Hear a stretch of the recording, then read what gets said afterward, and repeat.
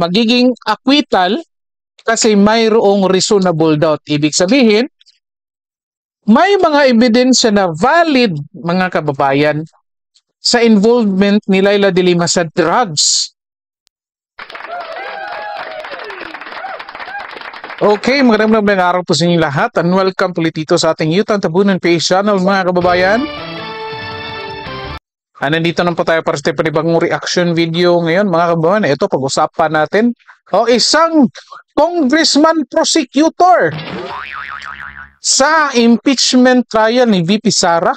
Barado ng former IBP president sa kanyang pagtatanggol kay Leila de Lima, mga kababayan. Ito, pag-uusapan natin, mga kababayan, kasi ito, mainit na issue itong, ito nga, unang-una, nangyari kay Congressman Leila de Lima, mga kababayan. Ito rin, kasi pinagtanggol niya, birds of the same feather are birds. Ayun yung mga sasabi natin, mga kababayan. But anyway, ito, tingnan natin, kilalanin natin kung sino ito, mga kababayan, ng ngawa na ngawa. Tapos ito, barado naman. Ito, kilalanin natin sino kaya ito. Ito, mga kababayan. Pakinggan natin, galing ito ng 1PH. By the way, bago natin i-play yung video, mga kababayan, paki-like po and share ng videos natin, and then paki-subscribe na rin po sa ating channel. By the way, sa lahat na nakapag-subscribe na, maraming salamat po sa inyong lahat. Palakpakan tayo dyan. Ito, umpisa na natin, mga kababayan. Check natin kung naka-speed up lang ito. Naka-speed up na. Ito, hingga natin. Yung nangyari kay Senator Leila, well, Congresswoman Leila, you have the National Prosecution Service, at least panel prosecutors, filing an MR with the Muntinlupa RTC, asking the RTC to adjudge her guilty. Question then, of course, is that double jeopardy, triple jeopardy, or is it still allowed in the rules of court? Ang aking opinion dyan, hindi na pwedeng gawin ng prosecution panel yan. And ito, mga kababayan, si Chel Jokno, Congressman Chel Jokno, mga kababayan, ng Akbayan Party List.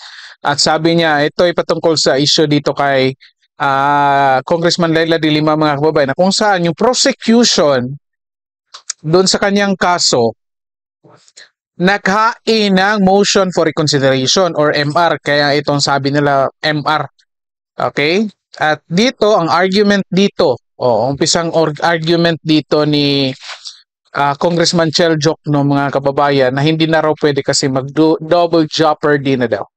Ito, patuloy natin at pakinggan natin later kung ano ang sasabihin ng former IBP president, mga kababayan, patungkol dito. Ito, pakinggan natin. Let me explain why. Yung order ng Court of Appeals sa RTC was simply to rewrite the decision. It was the Court of Appeals did not reverse the judgment. They did not say anything about that there was anything wrong with the acquittal. Now, ginawa na ng court yung utos ng Court of Appeals. And that should put an end to the proceedings. If ever there are any issues that the prosecution wants to raise, then they should raise it with the Court of Appeals, not with the RTC, by filing an MR for a case that has already been twice dismissed. Kaya I really don't see how that can fly yung kanilang MR. Kung may ganito bang president na alam kayo? Does it happen ba in other cases? Not, in the first place, wala akong alam na president na yung ginawa ng Court of Appeals na pinalik nila sa RTC to rewrite the decision. That to me is unique, and that's something that I am not aware has happened before in the annals of our judicial history. Of course, there have been situations where similar orders are made, pero ibang-iba ang context sa context nito. Pero sir, yung for example, mayroon na naman parang nangyari dati. Pero, well, sabihin natin magkaibang context, pero may precedent na. Kasi, mga kababayan, sa pagkakaalam natin, itong mga abogado at mga judge, yung mga desisyon nila, minsan or kadalasan, nagbe-base din sa mga precedent. Yun nga, tinatawag nilang precedent. Kaya kapag walang precedent, medyo mahirap, nangangailangan ng mahaba-habang debate, lalo na dyan sa Supreme Court. Katulad na nangyari dito kay sa impeachment ni VP Sara. First time pa ito nangyari na isinubmit, transmit yung impeachment complaint last day ng session, and then election, and then tatawid ng 20th Congress. Kaya maraming first time. Kaya hindi mo masisisi talaga yung Senate na pagdidibatihan kung unang-una may jurisdiction pa ba, at pangalawa, may jurisdiction pa rin ba ang 20th Congress doon sa sinabit ng 19th Congress, o meaning kung tatawid pa ba. And then yung isa pa pala, kasi yung transmit nila ay yung pang-apat na impeachment. Yung pangatlo, hindi. So, again, maraming issue doon. Kaya ito, isa si Chel Jokno na nagre-reklamo kasi nga raw, dapat umpisahan na. Kahit alam nating mayroong nilabag na batas yung Congress. Pero ito dito mga kababayan, ito ay patungkol sa kang Laila de Lima, na kung saan motion reconsideration, hindi, tandaan natin na motion reconsideration yung final ng prosecution, hindi appeal doon sa Court of Appeals. Okay? So, may president na, aminado si Chel Jokno, may president na, pero well, maraming pagkakaiba lang. Okay? Ito, patuloy muna natin. Sa yung Court of Appeals, pwede mong i-MR. Yung order ng Court of Appeals, pwede ba yung i-MR? Di ba entitled to an MR?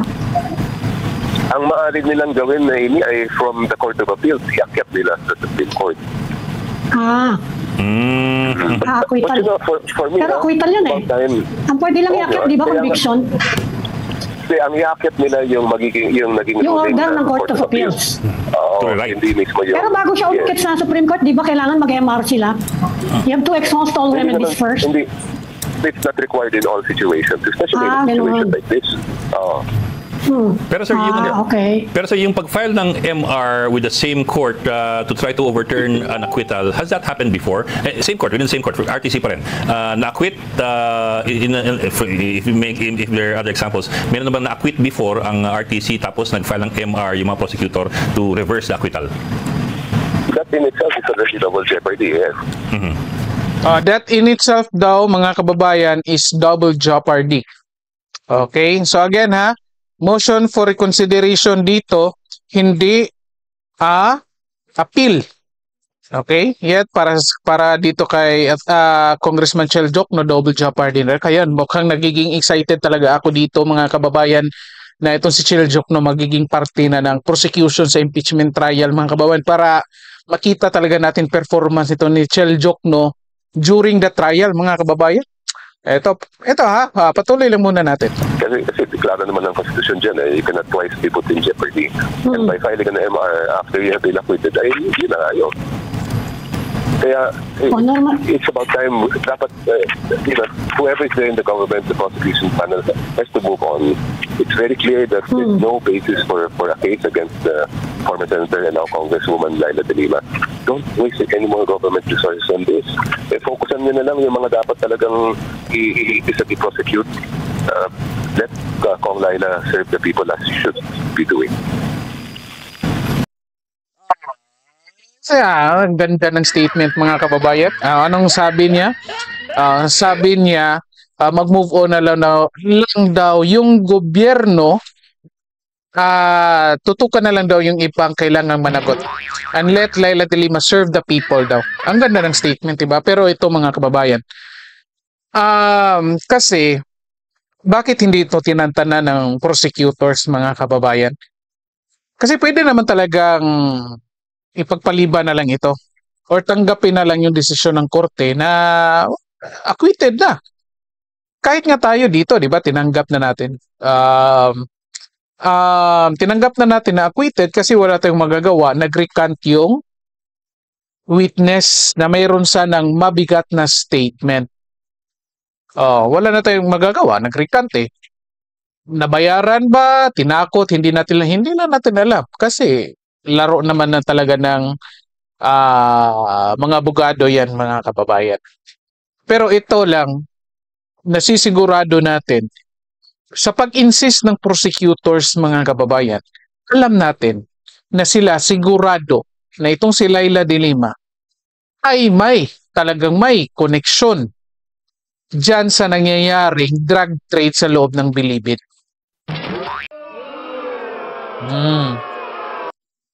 Well, tingnan ninyo. Kung sa tingin ninyo, aminado or hindi sigurado itong prosecutors, mga kababayan, sa tingin nyo ba mag-i-effort ito ng ganitong klaseng effort? Alam nila yan. Sigurado sila dyan. Nangyari lang na ngayon, inatras.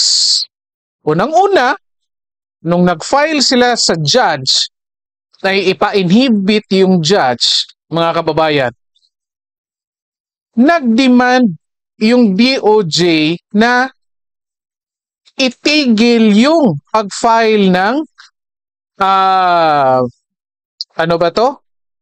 motion na ipa-inhibit yung judge kasi yung judge ay estudyante ni Laila de Lima. Kaya alam nila yung desisyon ng judge ay may bias. Yet, pinatras ng DOJ. Kaya yung prosecutors walang magagawa ay di tinanggap. Pero alam nila yan, mga kababayan, sigurado na sila dyan. Yung dokumento nila, yung mga witnesses nila, evidences nila, alam nila na yan, makukonvict na yan. At ito pa, alam din ni Ferdinand Topacio yan, mga kababayan. Dati pa, pinakita na natin yan dito kung anong sinabi ni Ferdinand Topacio patungkol dyan. Sa mga involvement ni Laila de Lima, mga kababayan. Kaya, kahit ako, kahit anong paraan na kung pwede pa, legal na pamaraan, na pwede kong gagawin ko para lang talaga mapigilan itong si Laila de Lima. Kasi, alam ko, or alam nating lahat, alam ng prosecutors, na kung ano yung involvement niya. Droga ito, hindi ito pwedeng kalimutan lang. Hindi ito pwede sa sinabi ni Chil Jokno na hayaan mo na mag-move on na tayo. Hindi pwede yan. Droga ang involvement dito. Ito, pakinggan natin yung former president ng IBP, Integrated Bar of the Philippines, mga kababayan. Kung anong masasabi niya dito sa kaso ni Laila de Lima.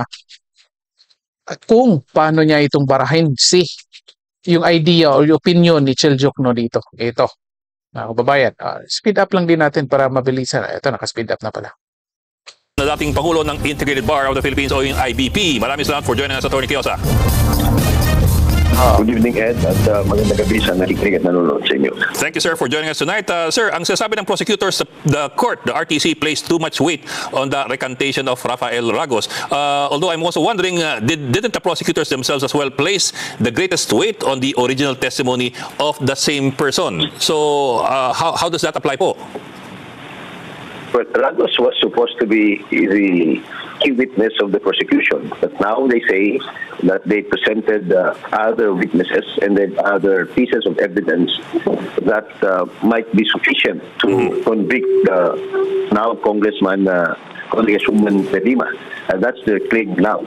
Secondly, they question the lack of clarity as to what portion of the recantation of Ragos affected what element of the crime. Because, well, they have a reason for doing that because a court or a judge cannot just say there's